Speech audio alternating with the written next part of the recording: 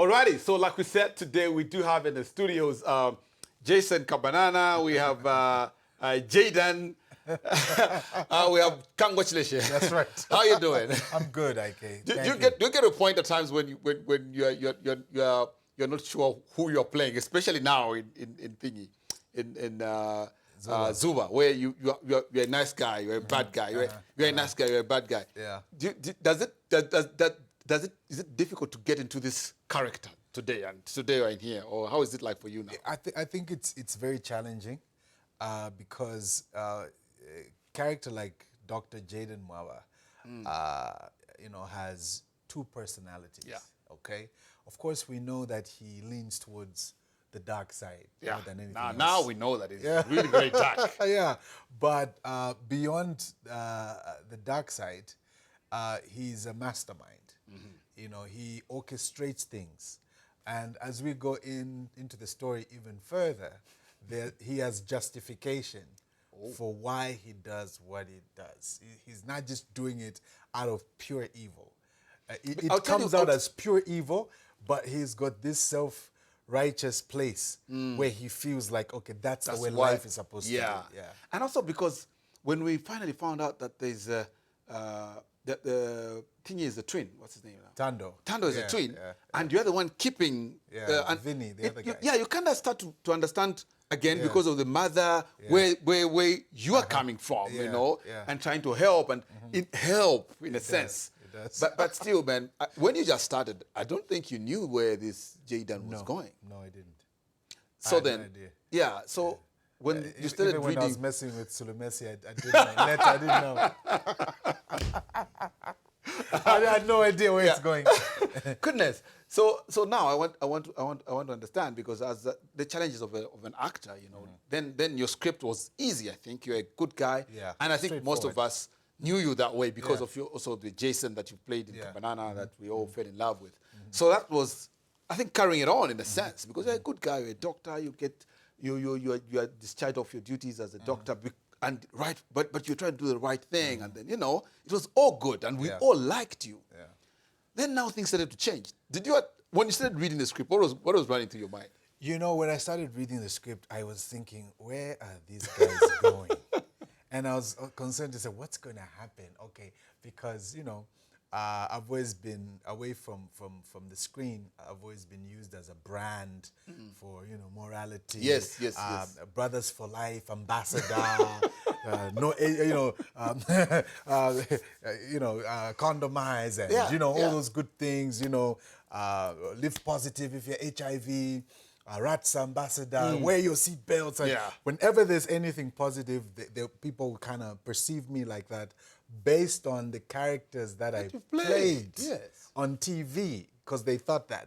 So I was thinking to myself, is this going to ruin my brand? Or what's going to happen? So, IK, I'll be honest with you, I was worried. I didn't even know what to do.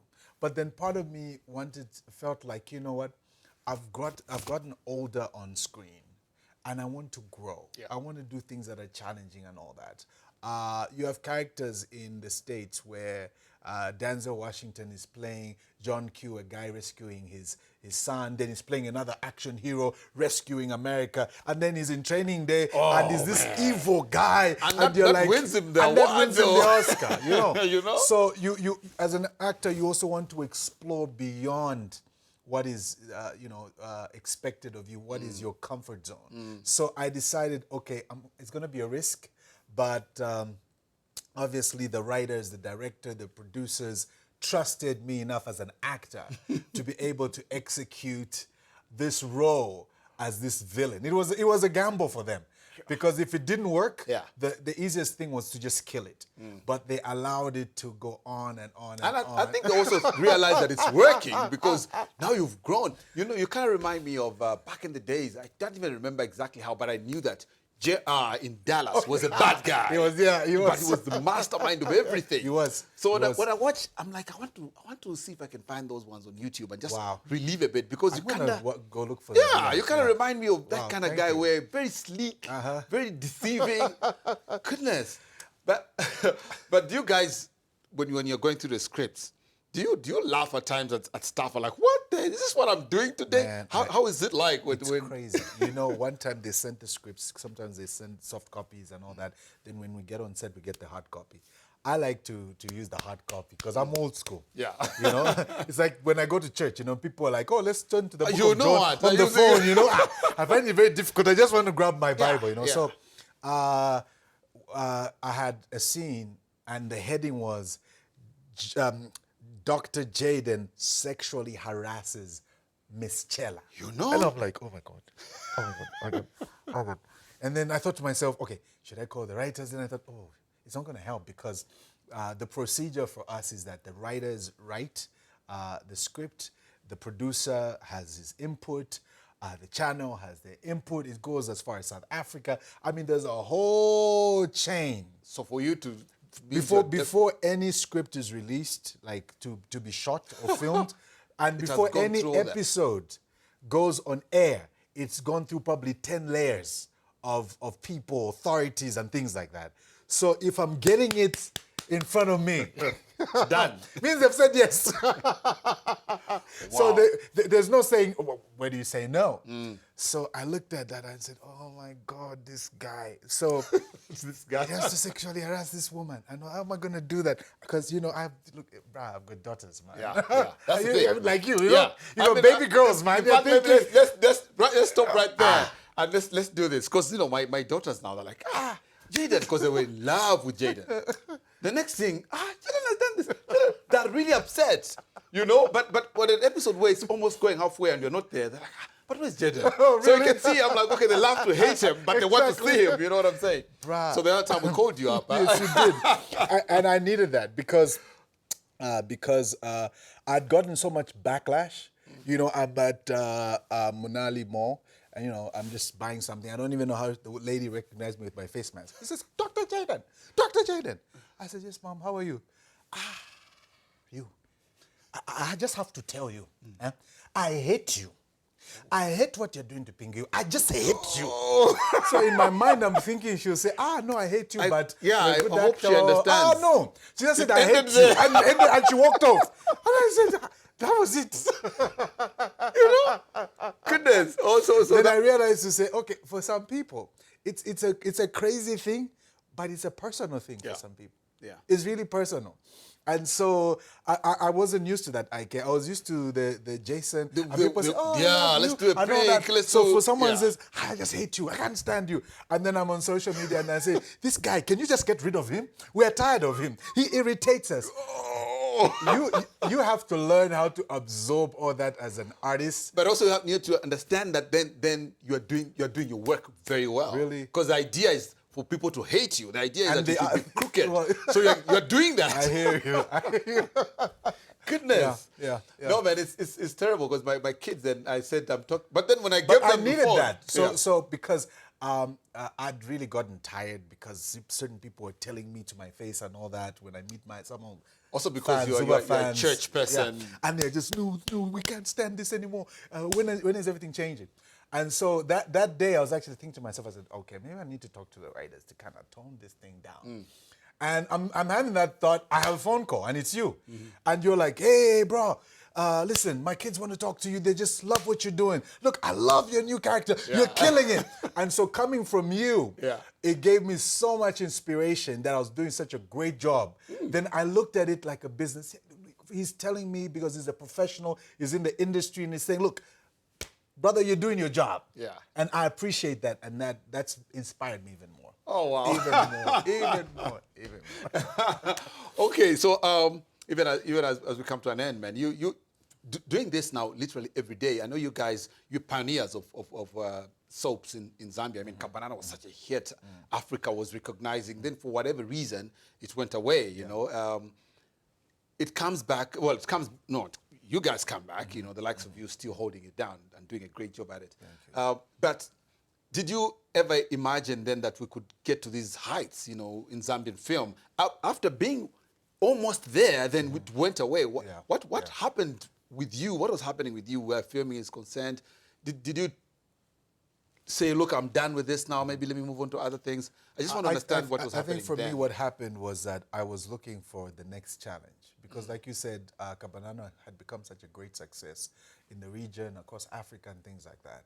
So whenever I heard about a project, I always felt like, okay, you know, can it challenge me? So my kids actually got me into ZUBA. You don't say? Yeah, my kids got me into ZUBA. I said, Daddy, you should watch this. I said, oh, I don't have time. I'm doing it. Yeah. I said, you should watch this and all that. Someone, why do you? So I sat, watched one episode. I was gone. That was season 1. I started catching up on everything else, son. So later on, when I met Becky Ngoma, and she told me, said, look, I have an idea for a character for you. I want you to play this character and all that. I said, well, thank you, Becky. And I jumped on the opportunity. Season 2 ended, and then season 3 came. New producers, Fred Peary calls me and says, look, we want to continue with this character, but we want to push it further. We want to push it in a direction we've never pushed it before. Are you ready for this? I said, yeah. Yeah.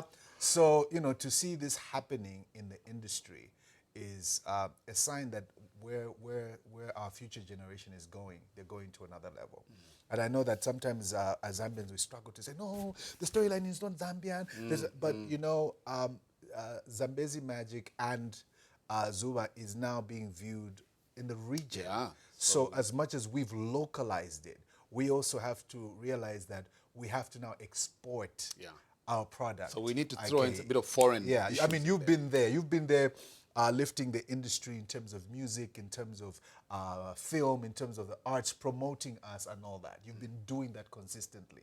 But it's also important for our audience to know, to say, guys, you are growing. And the market is so wide, it's bigger than Zambia. Let's do this for export. Look at what Nigeria has done. Oh, yeah. You know, if Nigeria was just doing it for Nigeria, I don't think we'd be watching. No. But they appeal to just about everyone. They keep their story, they keep their culture, they keep all that, but they try to make sure that they're also appealing to us. And I think as Zambia, we need that. Not to lose ourselves, but to also be able to transform a little bit that other people can begin to buy into our culture. Yes. Okay, man. Hey, man. I think, like I said, it's a great production. You're doing a great job. But maybe just before you go, though, which one has been your most challenging part so far? I know that playing a bad guy in itself is challenging. But which role did you feel, which episode did you feel like, okay, this one? And this is the truth. Yeah. The episode that's the most challenging for me, I just finished shooting it like 2-3 days ago. Oh. Okay. And if you've hated Jaden before, after you watch what we shot, you're going to hate him 10 times, let me say 20 times more. Yo! Because of what he does. And then, of course, I can't tell you what it No, is. that's a thing, though. I can't tell you what it is, but it's coming during the month of June. And from there onwards, if you thought he was evil, no. His level of evilness is like on steroids.